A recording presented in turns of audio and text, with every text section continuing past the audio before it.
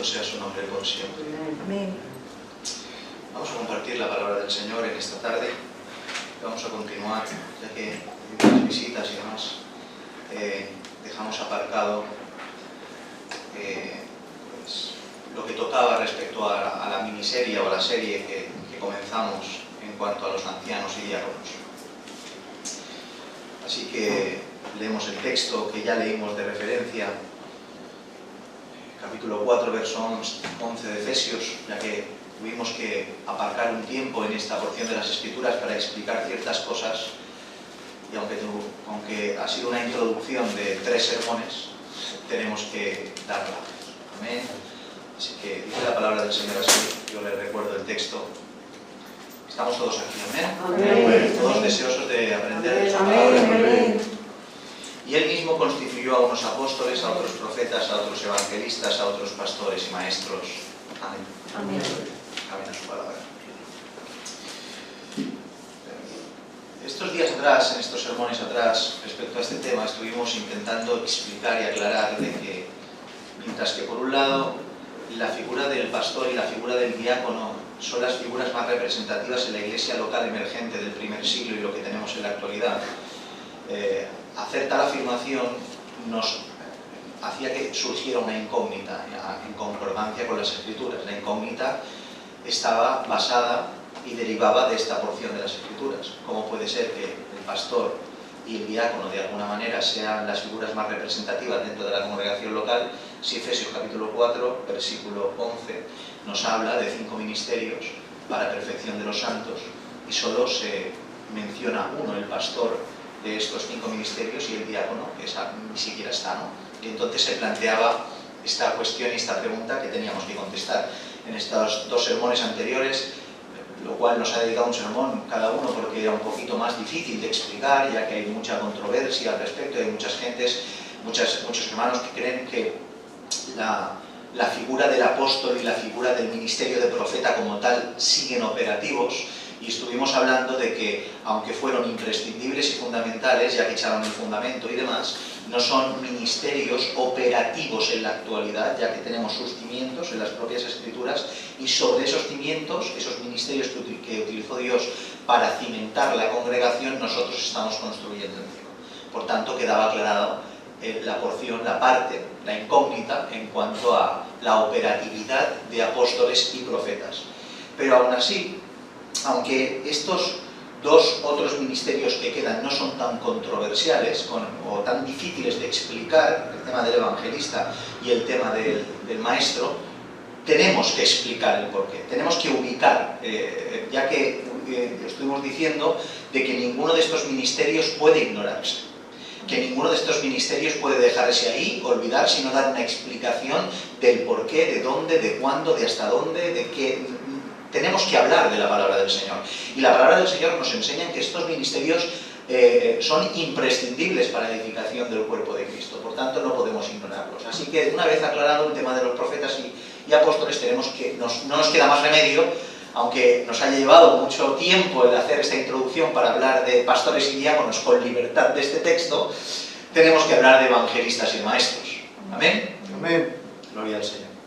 Y vamos a intentarlo hacer pues lo más resumido y rápido posible, porque, como ya dije en otras ocasiones, esto no es una serie de sermones para explicar dichos ministerios. Nosotros en estos sermones anteriores no hemos explicado lo que es un apóstol o lo que es un profeta. Obviamente hemos hablado del apóstol y del profeta, pero ahora tampoco tengo la intención de hablar de lo que es el evangelista en su totalidad, ni tampoco de hablar de lo que es el maestro en su totalidad, sino intentar ubicarlos para entender este pasaje en consonancia al enunciado que decimos de que hay pastores y diáconos en las iglesias actuales de hoy. Amén. Por tanto, en primer lugar, el evangelista. Definámoslo muy rápidamente. Evangelista, la palabra en griego es evangelistes y viene a significar mensajero de lo bueno. Amén. Qué bonito, mensajero de lo bueno. Amén. Porque es aquel que anuncia las buenas nuevas. Gloria. Un evangelista es aquel que toma la noticia por encima de todas las noticias y la transmite a aquel que no la conoce. Amén. Qué sencillo, ¿verdad? Pero qué maravilloso. Transportador de buenas noticias. Gloria a Dios. Qué maravilla ser transportador de buenas Qué bien. noticias. Aunque esas noticias tengan que decirte arrepiéntete porque te vas al infierno. Pero es una buena noticia. No es en ningún momento es una mala noticia, es una maravillosa noticia. Amén. Que vengan a denunciar tu pecado, obviamente con el Evangelio verdadero. Por tanto, evangelista es el anunciador del Evangelio, el mensajero de lo bueno. ¿Y cuál es la buena nueva? Resumiendo mucho, que Jesucristo murió y resucitó conforme a las Escrituras para el perdón de nuestros pecados a todo aquel que en él cree. Esa es la buena noticia. No hay una otra noticia por encima de esta. La mejor noticia que existe es que Cristo vino, murió y resucitó. Amén. Amén. Y volverá. Amén. Esa es la gran noticia que tenemos que tener en nuestra mente. Entendemos que el evangelista existe por la apremiante necesidad de anunciar dicho evangelio. El evangelista existe porque se necesita transmitir dicha noticia, ya que dicho evangelio es el medio en el cual Dios ha utilizado para reconciliar al hombre con él. Dios se ha inventado un medio para reconciliar al hombre con él mediante Jesucristo, el cual es la noticia del evangelio. Dios llama y decidió hacerlo mediante su evangelio. No vamos a entrar mucho ahí, pero un texto, segunda de Tesalonicenses 2, 13, 14 dice: pero nosotros debemos dar siempre gracias a Dios respecto a vosotros, hermanos amados por el Señor, de que Dios os haya escogido desde el principio para salvación mediante la santificación por el Espíritu y la fe en la verdad, a lo cual os llamó mediante nuestro Evangelio para alcanzar la gloria de nuestro Señor Jesucristo. Un texto brutal. De verdad que a veces yo, no sé, es como si la hubiera leído por primera vez. Cuánto contenido y cuánta verdad en un par de versículos de la Escritura. Amén. Por tanto, Dios nos llama por medio de su Evangelio. Esto es una realidad bíblica, la cual no puede ignorarse y se cumplirá a la perfección, ya que forma parte del plan de Dios para la redención de la humanidad. En Hebreos capítulo 2, verso 14 leemos lo siguiente: porque la tierra será llena del conocimiento de la gloria del Señor como las aguas cubren el mar. Por tanto, desde el principio de la creación hasta que el Señor venga en su reino, el plan es extender esa verdad a toda criatura. Amén. Y toda la tierra será llena de ese Evangelio. Amén.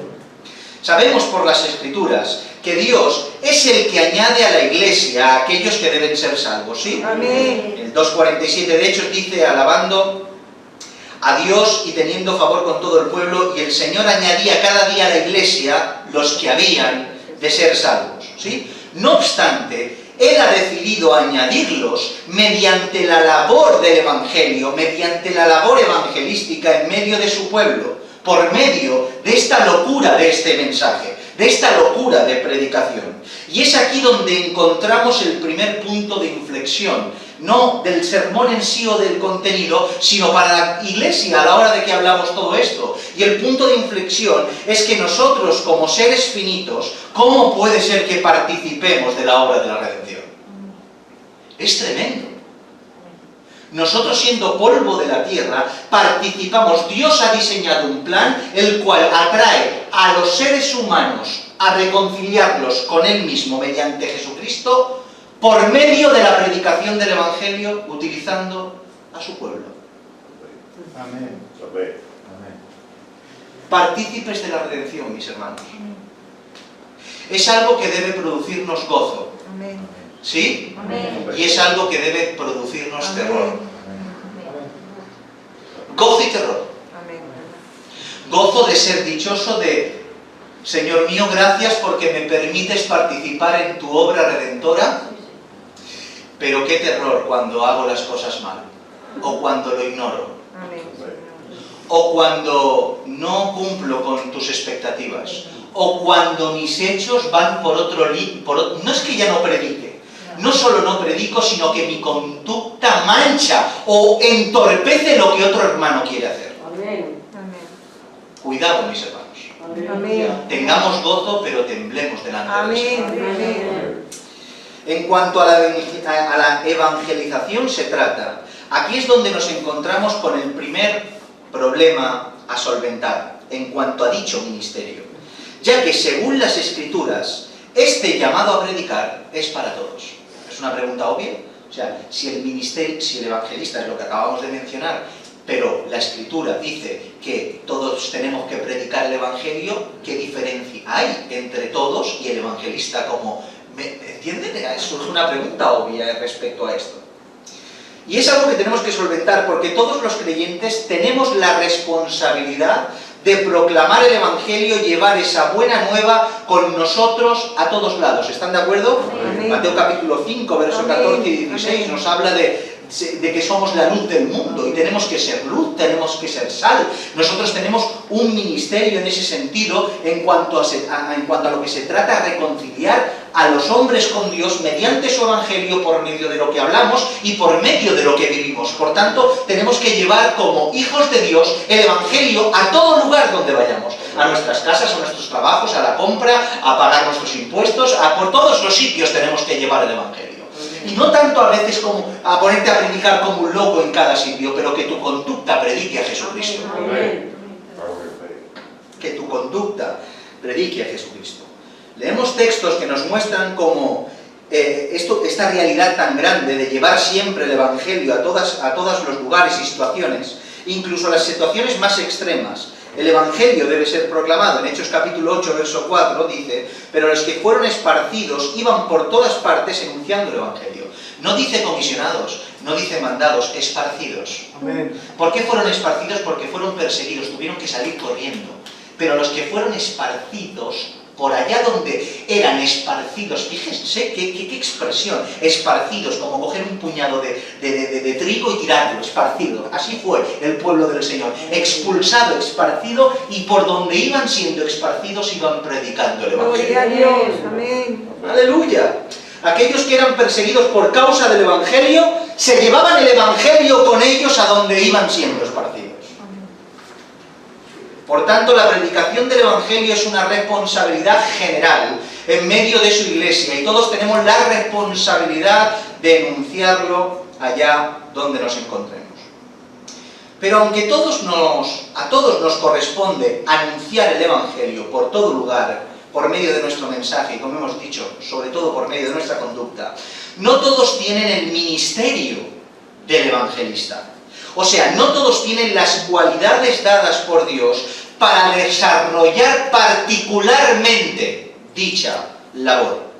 En primer lugar, podemos ver claramente, como en Efesios capítulo 4, el ministerio evangelístico no es un ministerio general, sino un ministerio particular y específico. El Señor tomó estos ministerios específicos para la perfección de los santos, para la hora del ministerio. Esto no significa que este ministerio sea un ministerio general, el del evangelista, sino un ministerio particular, y el propio Efesios capítulo 4, nuestro verso de cabecera, lo demuestra claramente.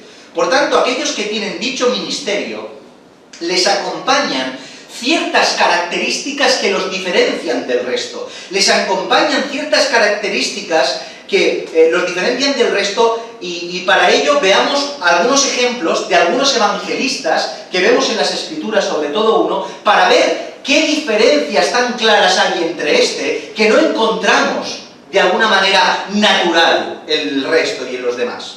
Para ver rápidamente esto, podemos fijarnos en uno de estos evangelistas que vemos en nuestro Nuevo Testamento, y seguro que todos saben de quién estoy hablando, de Felipe.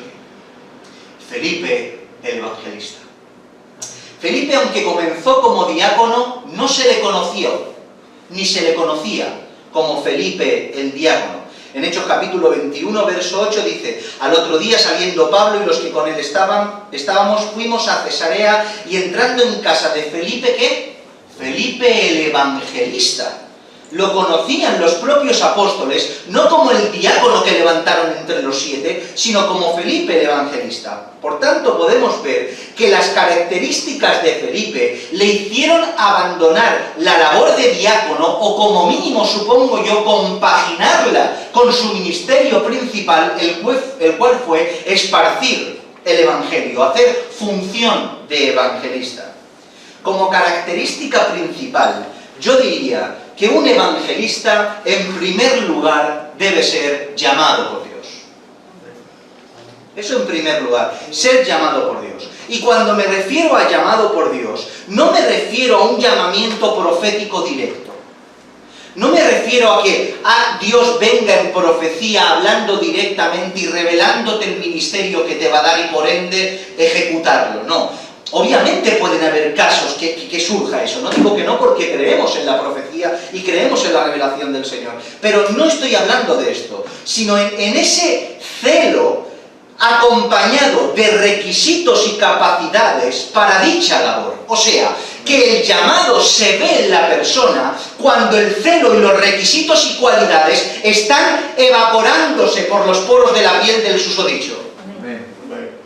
Por tanto, cuando vemos en la persona este celo, estas cualidades que se diferencian del resto, obviamente percibimos que Dios lo está llamando para ejercer una labor que los demás, no pueden ejercer. ¿Entienden? Es cierto que respecto a Felipe, porque podrían haber detractores en cuanto a esto, que el llamado es profético solamente, leemos algo parecido a un llamado profético, ya que en Hechos 8:26 dice: un ángel del Señor habló a Felipe, diciendo: levántate y ve hacia el sur por el camino que desciende a Jerusalén, a Gaza, el cual es desierto. Y fue allí cuando se encontró con la historia del etíope. Fue el etíope con el carro, abrió el tal, entiendes lo que lees, lo bautizó en un charco. Es esa historia. Y el Señor lo llamó mediante un ángel de una manera profética. Pero este llamado, si nos damos cuenta, no fue el llamado a ser evangelista, sino una orden específica después de haberlo sido, ya que previamente antes ya se le percibió y se le vio a Felipe esas cualidades de evangelista cuando salió corriendo por la esparción, por el ser esparcido por medio de la muerte de Esteban, y que tuvieron que salir corriendo. Ya se le vio predicar, ya se le vio esas cualidades mucho antes en este sentido. ¿Qué es lo que vemos en Felipe que confirma de alguna manera su llamado? Vemos en él testimonio. Vemos testimonio de él y de su casa. Un hombre que aparentemente no se dice nada, un hombre sin tacha. Con su familia en sujeción, dice que tenía cuatro hijas, y sus 4 hijas heredaron el ministerio principal que le encomendaron. Las 4 eran diaconisas. ¡Qué casa! Un celo desmedido por anunciar el Evangelio. Cuando mencionamos antes que, como hemos dicho, que predicaban el Evangelio cuando eran esparcidos, Felipe era el que estaba a la cabeza de todo esto. Y vemos las cualidades para desempeñar dicha labor de una manera impresionante. Dice: entonces Felipe descendió a la ciudad de Samaria, les predicaba a Cristo, y la gente unánime escuchaba atentamente las cosas que decía Felipe, oyendo y viendo las señales que hacía, porque de muchos que tenían espíritus inmundos salían estos dando grandes voces, y muchos paralíticos y cojos eran sanados, así que había gran gozo en aquella ciudad. Estamos viendo que Felipe le acompañaba una predicación portentosa del Evangelio, que no era común entre toda la membresía de las congregaciones. Le acompañaban señales y milagros, expulsaba a demonios, expulsaba a espíritus inmundos, sanaba a enfermos, marcas distintivas, no generales dentro de la congregación local, sino particulares de un ministerio evangelístico. Dice que cuando Felipe hablaba, todo el mundo le escuchaba. A tal grado que Felipe hablaba y había un mago, era Simón, ¿no?, que estaba ahí y que estaba engañando a todo el mundo, y lo convenció. Y tuvo que ver, ¿qué obra no haría? Que tuvieron que venir los apóstoles a confirmar todo lo que Felipe estaba haciendo, porque decían: este diácono, mira lo que ha hecho. Porque sus cualidades que Dios le había dado, su celo, estaba diferenciado del resto. Amén. Ese fue su llamado. Amén. ¿Entendéis esto? Amén. A lo largo de la historia hemos visto un montón de hombres de Dios que tenían estas cualidades, de la historia bíblica y nuestra historia dentro de nuestro cristianismo. ¿Qué hay de John Bunyan? ¿Saben quién es John Bunyan? John Bunyan es este hombre que nació en 1628 en Inglaterra y escribió el libro que después de la Biblia es el libro cristiano más vendido de todos los tiempos. Amén. Exacto. El progreso del peregrino. El progreso del peregrino. El progreso del peregrino. Un libro impresionante, el libro más vendido cristiano después de la Biblia, mis hermanos. Este hombre dijo, una vez encarcelado, dijo que prefería que le saliera musgo en los ojos antes que abandonar la predicación del Evangelio. Gloria a Dios. Por favor. Murió, no sé decir exactamente de qué enfermedad, pero murió porque iba a predicar en sus últimos días de su vida a un padre y a un hijo, iba a predicar bajo la lluvia con los temporales y murió, cayó enfermo y murió. De predicar a multitudes a predicar a 2 personas, se murió. ¿Qué hay que decir de George Whitefield? Dice que predicó más de 18.000 veces, abarcando a más de 10 millones de oyentes. Predicaba como nadie, decían que con una pasión sobrenatural, decían que siempre que predicaba lloraba.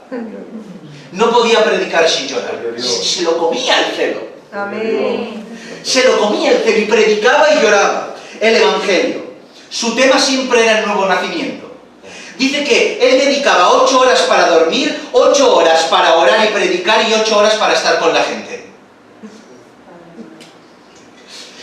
Es increíble, su último sermón predicó 23.000 personas y a la semana o al día siguiente o algo así murió.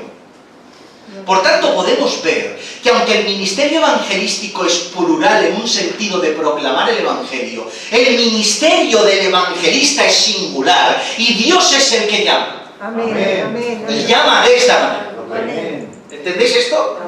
Amén. Así es. Gloria al Señor. Gloria al Señor.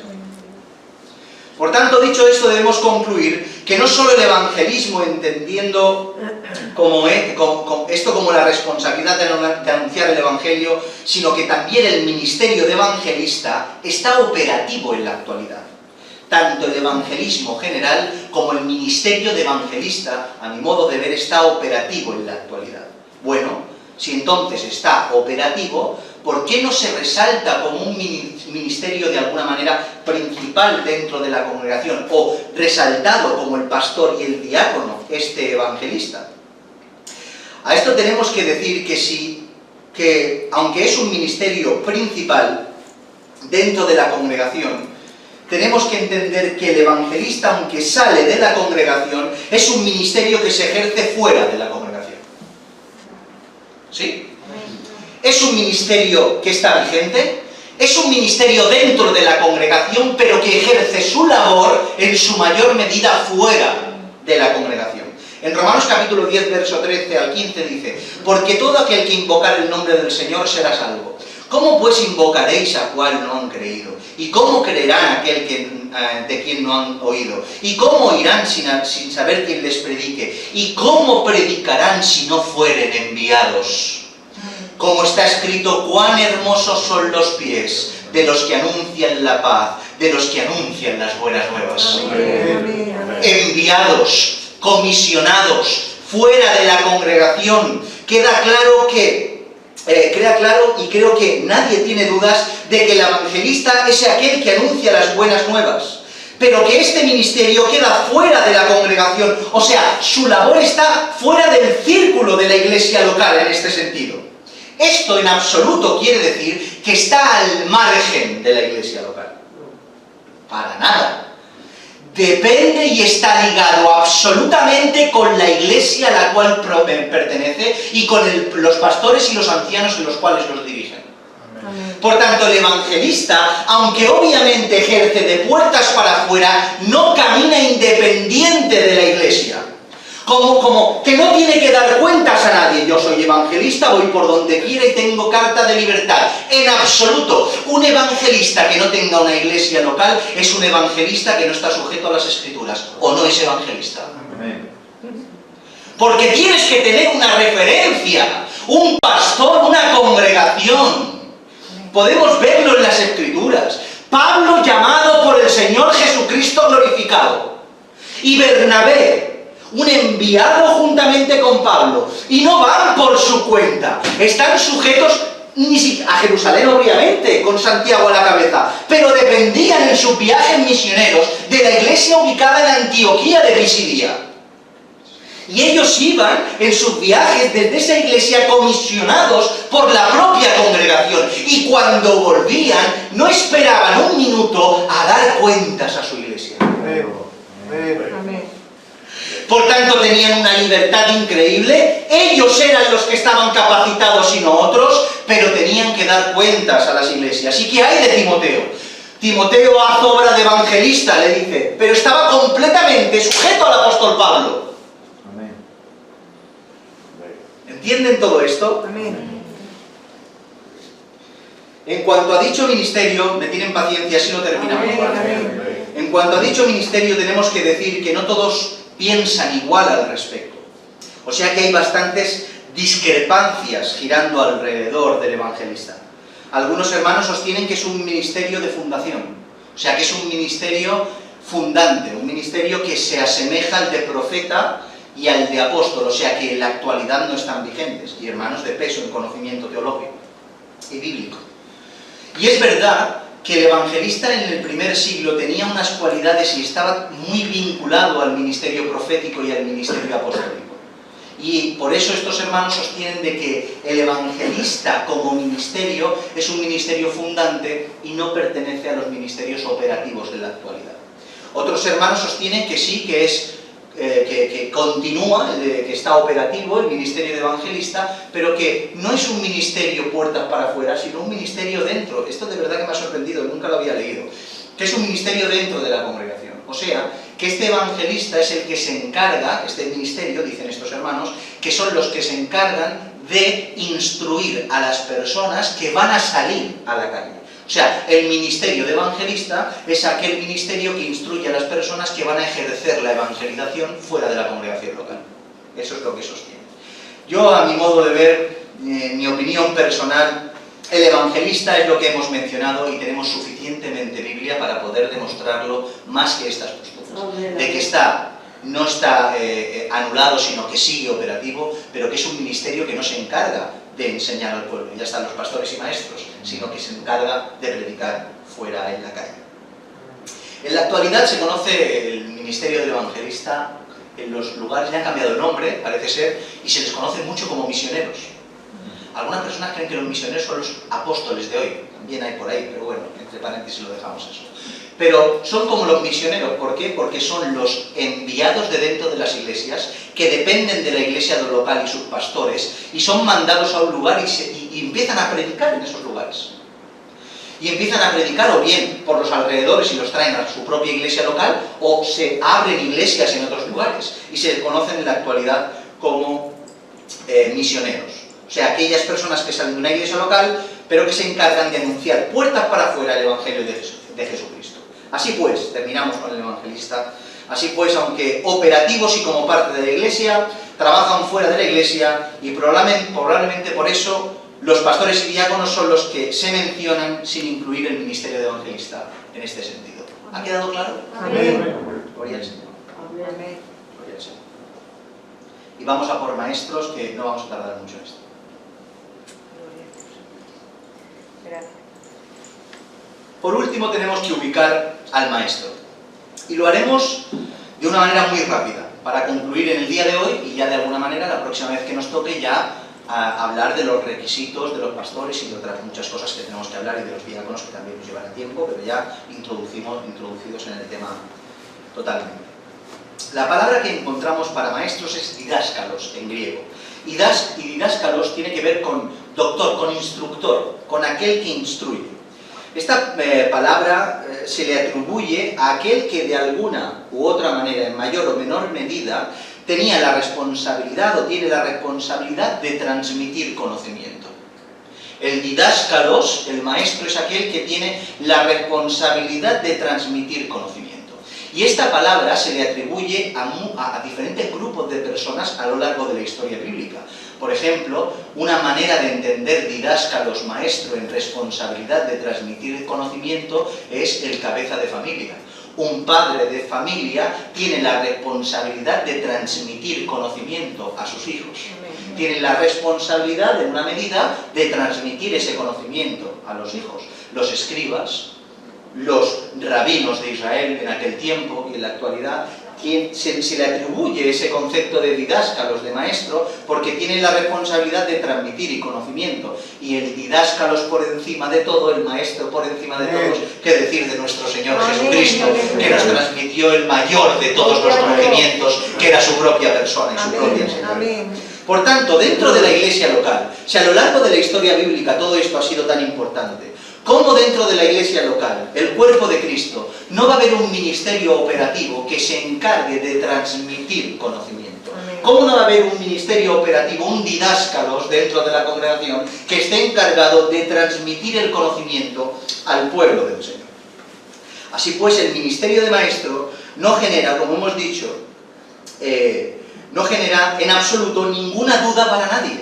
¿O sí? ¿Alguien tiene dudas de que el ministerio de maestro tiene que estar operativo? Como un ministerio operativo en la actualidad dentro de la iglesia local. No obstante, hay que aclarar algunas cosas importantes en cuanto a esto. Aunque sabemos que está operativo y nadie pondría en cuestión que el maestro, aquel que transmite conocimiento, es algo que cesó, aunque sabemos todos que está operativo, hay que aclarar algunas cosas importantes y la congregación tiene que saberlo.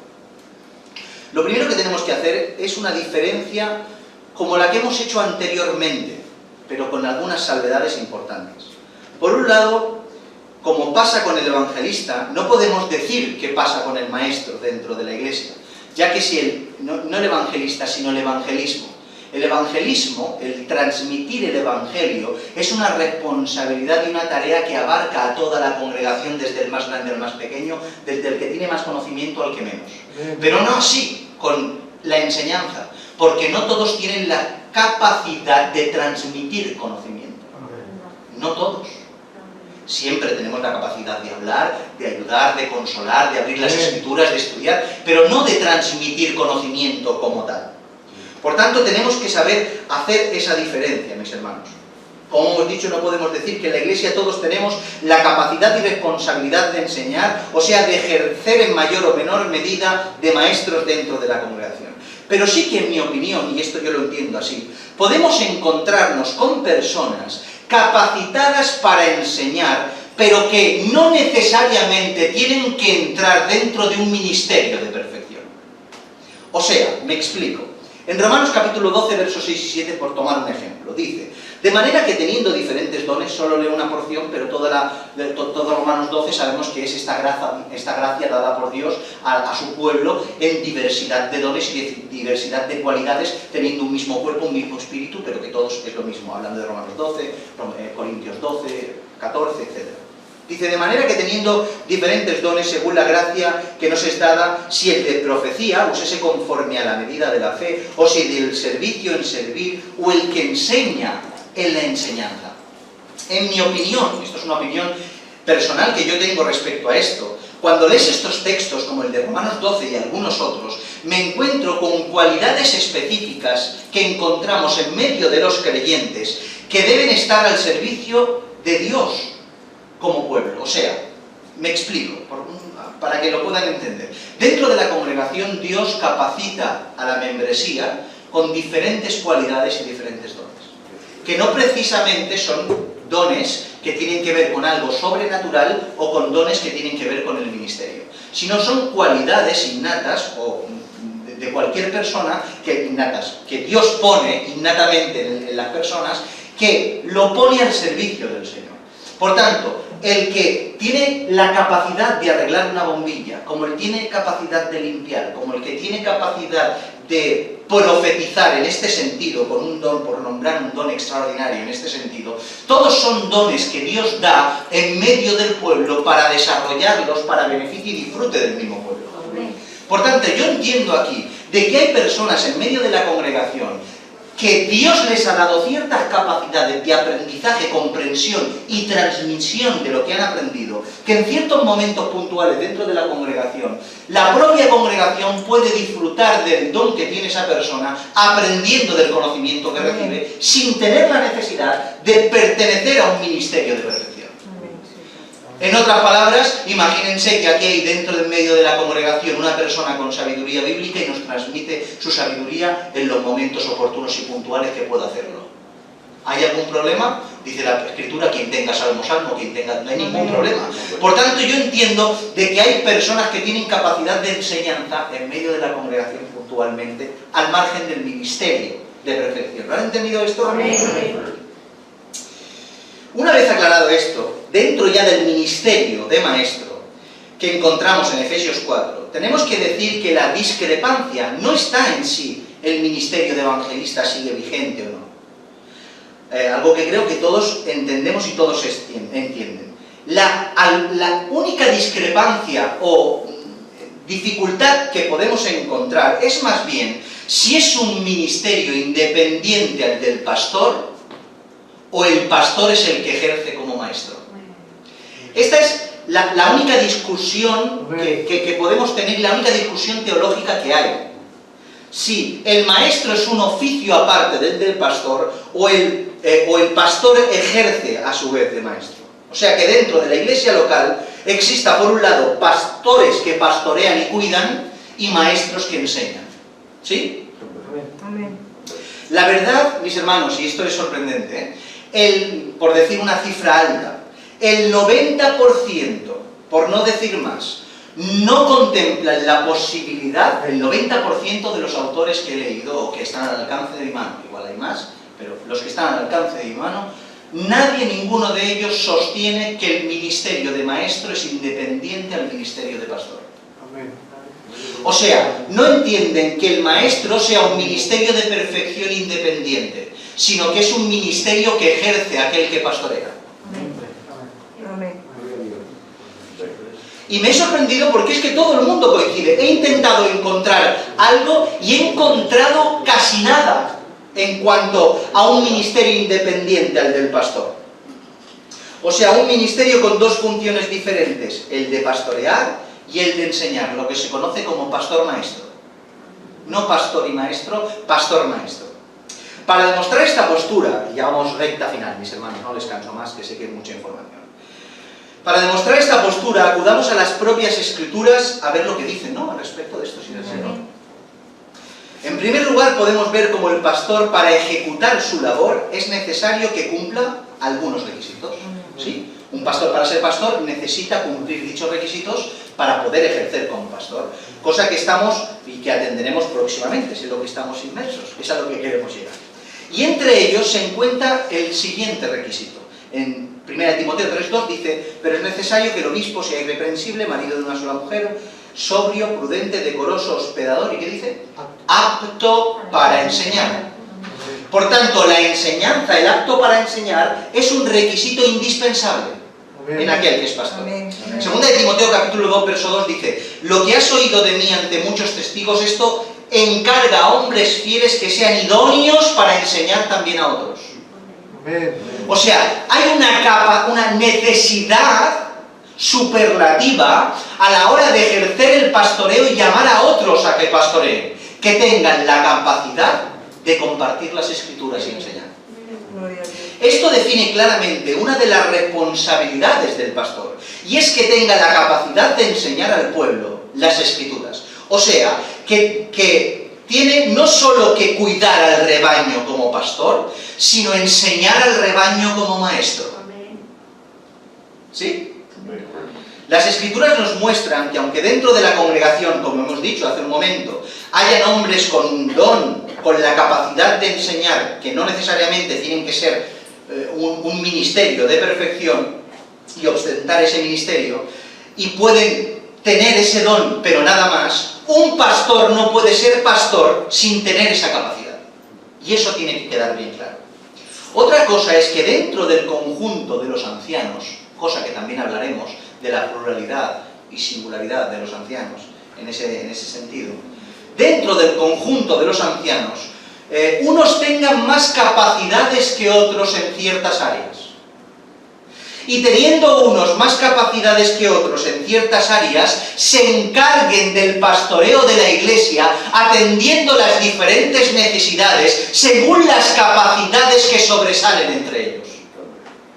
Por tanto, aunque pueden haber diferentes o multitud de ancianos dentro de una congregación, quizá entre estos ancianos, aunque todos tengan capacidad de enseñanza, haya entre ellos alguien que tenga una capacidad superior, por así decir, para poder enseñar al pueblo, mientras que otro tenga otra capacidad para hacer otra labor mejor que otro, aunque todos pueden hacer todas las cosas. ¿Sí? En 1 Timoteo 5:17 dice: los ancianos que gobiernan bien sean tenidos por dignos de doble honor, mayormente los que trabajan en predicar y enseñar. O sea, este se ha tenido de doble honor, porque está solo y predica y enseña. No se reparte la faena, lo hace todo él. ¿Entienden el tema? Pero bueno, ya lo tocaremos más para adelante.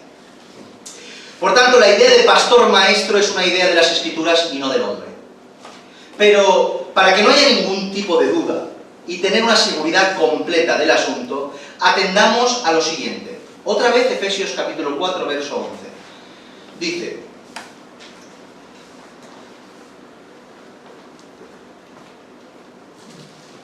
y él mismo constituyó a unos apóstoles, a otros profetas, a otros evangelistas, a otros pastores y maestros. Sin acudir al griego, en primera instancia, ya podemos notar como mientras los apóstoles, profetas y evangelistas están en grupos independientes, no es así con pastores y maestros, sino que están en un solo grupo. Dice a unos apóstoles, a otros profetas, a otros evangelistas y a otros pastores y maestros. ¿Notan cómo están separados en grupos, pero pastor y maestros están en un mismo grupo? En el griego lo leemos así. Yo ahora tengo enchufe porque tengo a nuestro hermano Antón, que está estudiando griego, y puedo llamarlo y que me diga muchas cosas, y la verdad que es increíble el tener esta posibilidad, ¿no?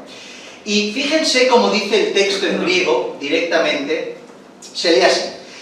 Dice: kai autos edoken tous men apostolos tous de profetas tous de evangelistes tous de poimeas kai didáscalos. Esto es el texto que dice en el original griego. La palabra que encontramos para otros evangelistas es tous. Y la palabra que encontramos para pastores y la palabra y maestros es kai. Por tanto, leemos delante de apóstoles, profetas y evangelistas, tous, otros, diferenciándolos así entre ellos. O sea, apóstoles, otros, evangelistas, otros, profetas.